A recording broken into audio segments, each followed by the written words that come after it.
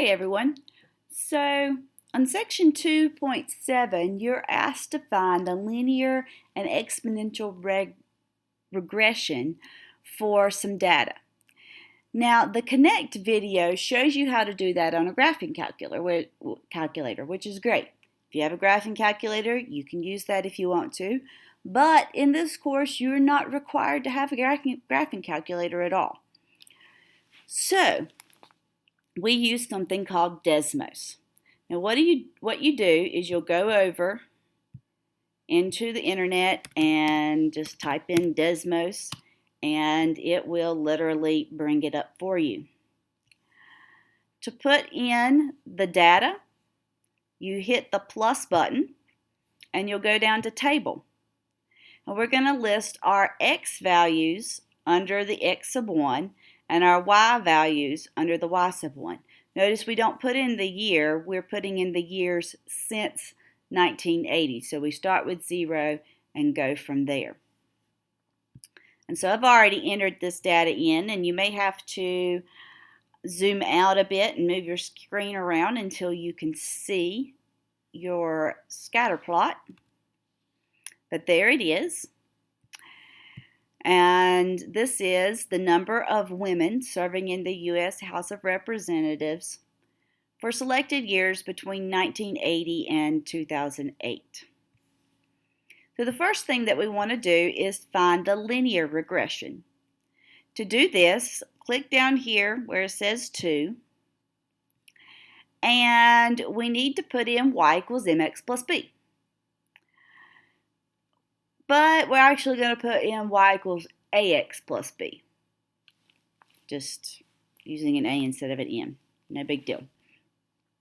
So we put y, but notice that our data is under y sub 1. So this needs to be y sub 1 equals. So we press the y button and then the 1 button, and it automatically knows to take that as a subscript. So excellent. Then we don't press equals here. In order for Desmos to know that we are wanting a regression, we have to use the tilde button. It's a little squiggly looking thing. It's in the top left of your keyboard, just under the escape button. If you'll hit shift and that button, I'm not clicked there, then you get your little tilde or squiggly button. You can also find this down here on the keyboard for Desmos. If you click on it and go to the ABC and it's over here, you can click on it there. So either way, on your actual keyboard or on the Desmos keyboard, you want this little squiggle button. Then we want our ax plus b. So ax, but notice our x values are under x sub 1, so we need to hit x1. Again, it knows to use it as a subscript, plus b. And it's that simple. You can see our a value matches what we've got here, and the b value matches. And so we can write y equals 2.22917 times x plus 14.9167. So that's how you find the linear regression. To find the exponential regression, click down here again. And we need to put in y equals ab to the x. So we have y,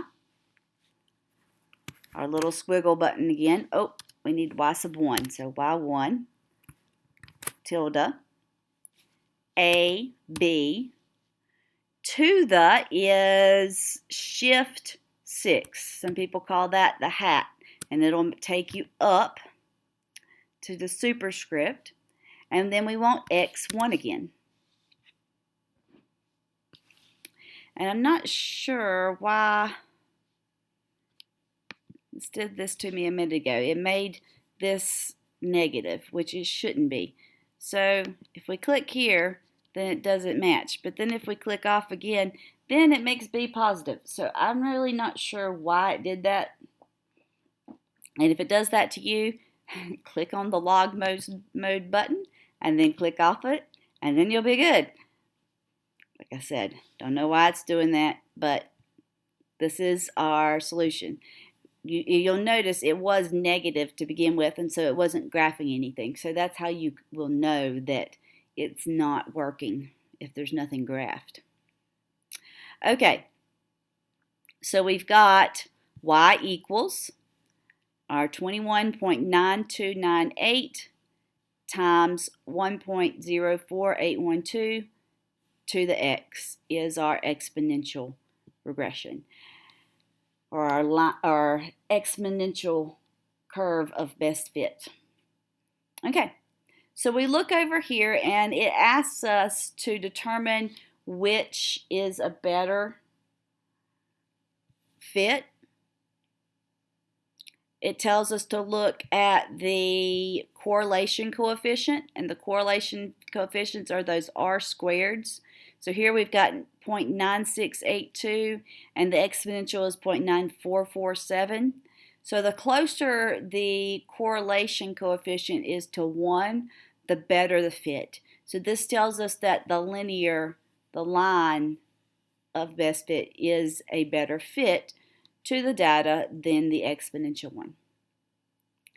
So that's how you find the line of best fit and the exponential curve of best fit in Desmos.